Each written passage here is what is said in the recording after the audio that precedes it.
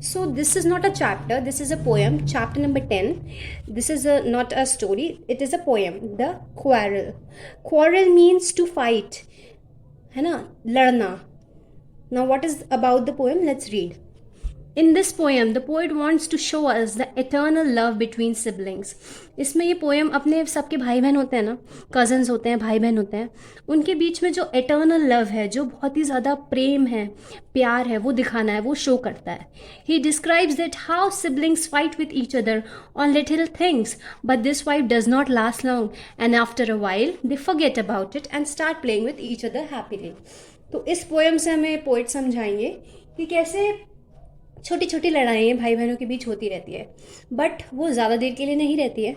जैसे जैसे टाइम बीत जाता है, अब लोग लड़ना बंद कर देते हैं और दोस्ती कर लेते हैं, भूल जाते हैं कि हम लोग लड़े भी थे, और खुशी खुशी एक दूसरे के साथ वापस खेलने लगते हैं. So now let's begin with the poem. I quarreled with my brother. I don't know what about. One thing led to another and somehow we fell out. I fought with my brother. मैंने अपने भाई से लड़ाई की. मुझे नहीं पता किस बात पर की. छोटी से एक बात दूसरी बात को लेके आगे बढ़ी और somehow we fell out. और किसी तरीके से क्या हुआ कि हम लोगों का आर्ग्यूमेंट होने लगा, हम लोग की लड़ाई होने लगी. एक बात से दूसरी बात होती गई और पता ही नहीं चला कि कब हम लोग की लड़ाई हो गई. The start of it was very slight. जब हम लड़ते हैं ना किसी से, जब हम लोग छोटी सी बात से लड़ाई शुरू होती है हमेशा, तो वो ये बोलता है कि जो स्टार्ट किया हम लोगों ने, तो वो बहुत ही छोटी सी बात पे स्टार्ट हुआ. The end of it was strong. पर जब हमारी लड़ाई ख़त्म होती है किसी के साथ, जब हम लोग शुरू शुरू में लड़ते हैं ना, अपने दोस्तों से भी लड़ते हैं, अपने भाई बहनों से लड़ते हैं, तो एक बहुत छोटी सी बात पे लड़ाई शुरू हो जाती है कि तुमने मेरी ये चीज़ क्यों यूज़ करी, फिर वो दूसरे पे तुमने भी तो करी थी. वो लड़ाई बनती जाती है, बनती जाती है, और फिर जब एंड होती है, तो जिस स्टेज पे आपकी लड़ाई शुरू होती है एक छोटी सी बात पे, वो उस स्टेज पे नहीं रहती है. फिर वो क्या हो जाती है, फिर जब उसका एंड होता है लड़ाई का, तो वो किसी ना किसी को आके चुप कराना पड़ता है. मम्मी आती है, पापा आते हैं, किसी ना किसी को आके चुप कराना पड़ता है. तो जब आपकी लड़ाई एंड होती है, तो उसका जो शुरुआत तो बहुत छोटी बात से स्टार्ट हुई थी, लेकिन एंड पे बहुत ही स्ट्रांग बात पे ख़त्म होती है. He said he was right, I knew he was wrong. तो वो कहता है पोएट कि उसको लगता है कि वो सही है, पर मुझे पता है कि वो गलत है. जब हमारी किसी से लड़ाई होती है, तो ऑब्वियसली लड़ाई तब होती है जब हमें लगता है कि हम सही है और सामने वाला गलत है, सामने वाला इज़ रॉन्ग, है ना. तो वो यही कहता है कि उसको लगता है कि वो सही है, बट मुझे पता है कि वो गलत है. अब इसकी नज़रों में ये सही है, और जो सामने वाला भाई है, जो सामने वाला ब्रदर है, उसकी नज़रों में वो सही है. We hated one another. The afternoon turned black. अब हम लोग को एक दूसरे से नफरत सी हो गई है. We hated one another. The afternoon turned black, मतलब कि जो अब हम लोग का दिन है वो बड़ा ही क्या हो गया, टर्न्ड ब्लैक का मतलब ये नहीं कि काला हो गया दिन. दिन काला कैसे हो सकता है. There is sun, there is brightness. तो सन ये अपन को उन्होंने मेटाफोरिकली बताया है कि टर्न्ड ब्लैक का मतलब ग्लूमी. कहते हैं कि अंधेरा सा छा गया.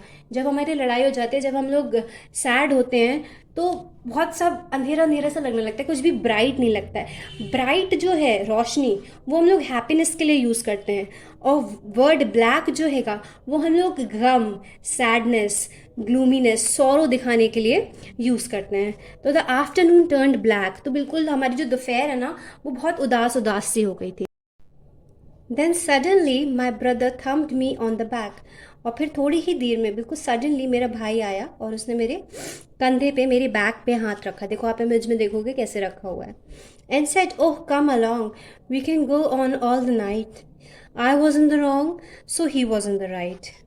तो उसने बोला कि चलो कोई बात नहीं, वापस से आते हैं, ये तो अपन सारी रात कर सकते हैं.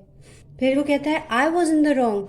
उसका भाई कहता है कि मैं गलत था और तुम सही थे. तो फिर वो कहता है नहीं नहीं नहीं, तुम सही थे, मैं गलत था. जब एक ने शुरुआत करी, एक ने अपनी मिस्टेक रियलाइज़ करी, तो दूसरे वाले को भी रियलाइज़ हुआ कि नहीं यार मैं भी गलत हूँ. और अगर वो कहता नहीं नहीं तुम ही गलत हो, अपने उस पर आर्ग्यूमेंट पे अड़ा रहता अपनी बात पे, तो फिर क्या होता, इन लोगों की बात होती दोबारा नहीं होती. तो उसने वहाँ पे लड़ाई को एंड किया और वहाँ पे बोला कि आई was in the wrong, so he was in the right.